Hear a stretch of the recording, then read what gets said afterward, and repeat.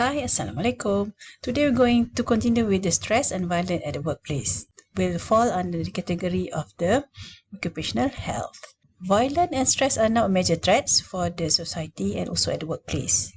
And it causes disruption, bad image, absenteeism, in which people don't come to work, turnover, people decide to quit, accident at the workplace, burnout, and lots of other negative impact to the organization.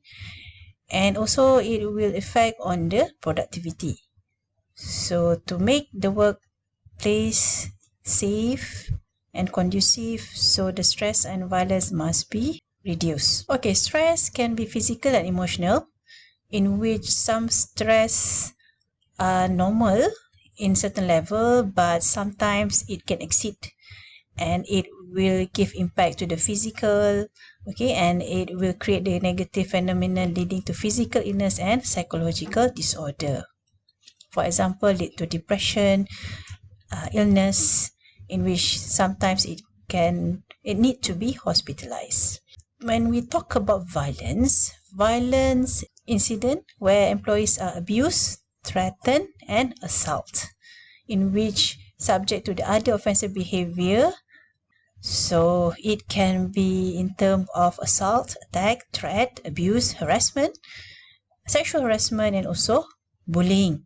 So this kind of violence in the workplace. Okay, let's watch the video on the violence at the workplace.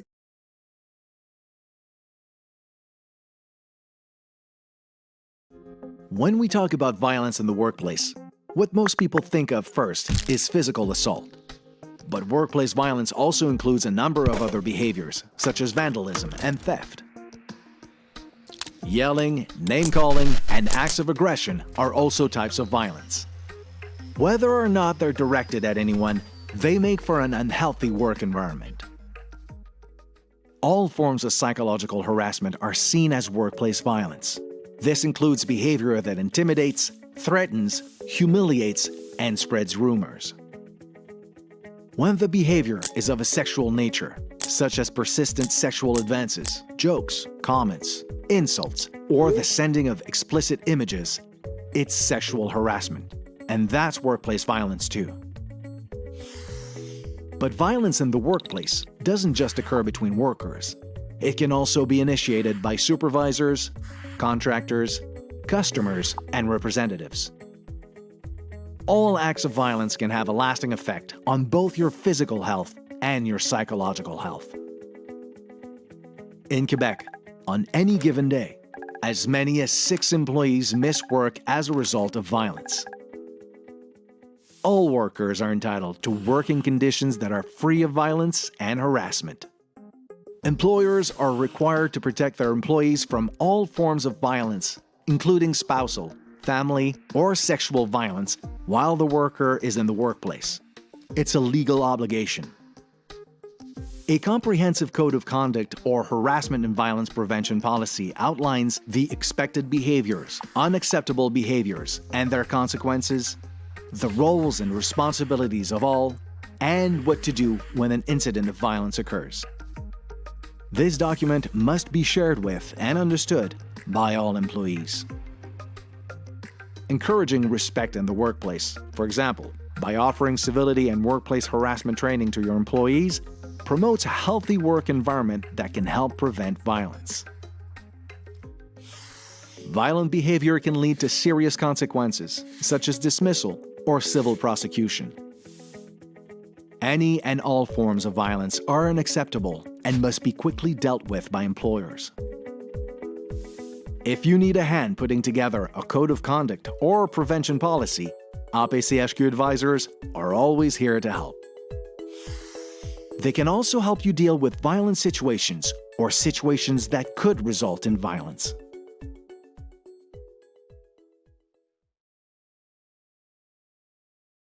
Okay, so that's explain on the type of violence that can occur on the workplace. And we can see that there are 2 levels for stress and violence in the workplace. First one is on individual level, in which it's mostly can be seen on the person itself. So muscle tension, dry throat, headache, and then it will lead to depression, okay, and so on. And the violence, sometimes it shows by the individual that having a troubled childhood, they are keen to abuse, okay, mental illness, and so on. And for the workplace level, we can see that the impact of both stress and violence will lead to absenteeism, means that the employees not showing up for work, staff turnover, means staff resign suddenly, work accident, okay, due to the high stress, and also it will cause low productivity level, poor quality production, and frequent breakdowns and difficult interpersonal relationship, okay, among the employees. So this will cost a lot to the organization.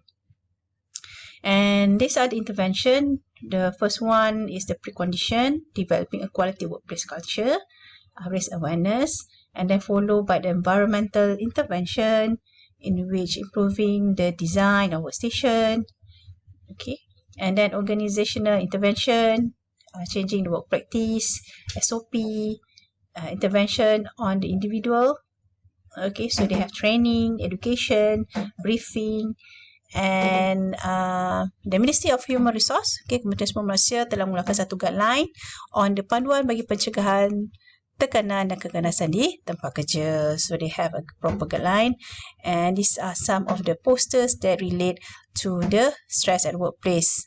Okay, it can cause suicide and also lots of other impact to the organization. Right? So that's all for the stress and violence at the workplace.